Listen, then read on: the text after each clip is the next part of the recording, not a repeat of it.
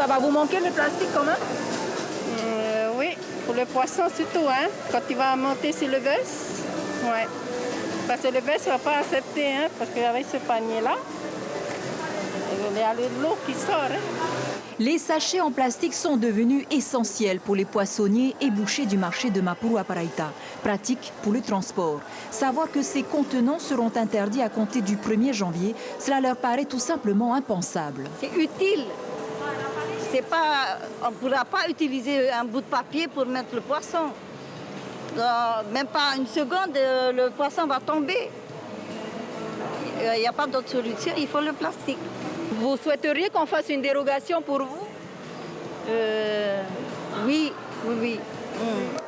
Du côté des vendeurs de légumes, on s'y prépare depuis 2 ans déjà. Certains ont réussi à se passer des emballages, quand d'autres ont encore du mal.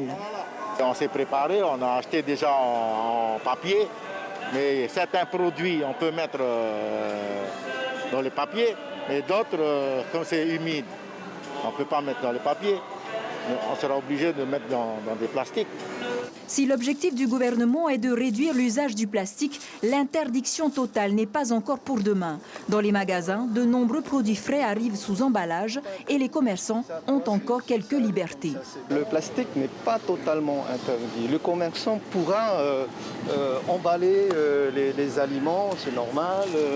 Ce qui sont déjà préemballés est autorisé.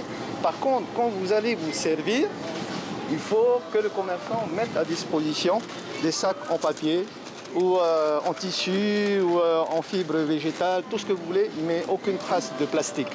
Des réflexes déjà adoptés par les consommateurs et si certains s'étaient habitués à acheter des cabas pour leurs achats, il va aussi falloir s'en passer. À partir du 1er janvier, tout ce qui est en sac plastique, il sera interdit. Et donc, à la place, vous avez des sacs en papier qui, eux, seront en circulation. Ou alors opter tout simplement pour un panier en fibre végétale, très tendance et plus résistant dans le temps.